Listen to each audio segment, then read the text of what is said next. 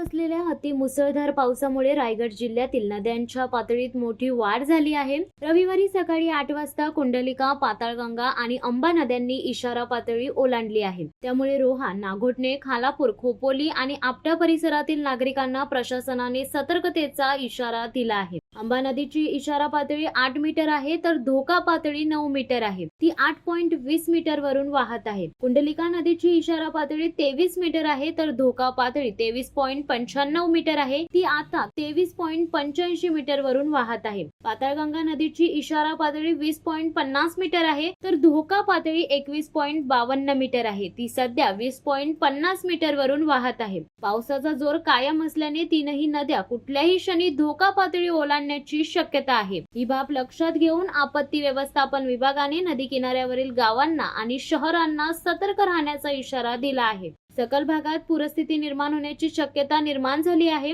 महाडच्या सावित्री नदीच्या पातळीत वाढ झाली असली तरी तिने अद्याप इशारा पातळी ओलांडलेली नाही। तिकडे जुन्या मुंबई पुणे महामार्गावर कोलते गावाजवळ मोठ्या प्रमाणात पाणी साचले आहे। खालापूर जवळील सावरोली पुलावरून नदीचे पाणी वाहू लागल्याने या पुलावरची वाहतूक थांबवण्यात आली आहे। खोपोली शहरातील सकल भागात पाणी शिरले आहे। जिल्ह्यात पावसाचा जोर हा कायमच आहे। रायगड जिल्ह्यात अतिमुसळधार पावसाने हजेरी लावली असून अलिबाग, मुरुड, सुधागड, तळा आणि माथेरान येथे 20 मिलीमीटरहून अधिक पाऊस पडला आहे, तर उर्वरित सर्व तालुक्यात 100 मिमीहून अधिक पावसाची नोंद झाली आहे।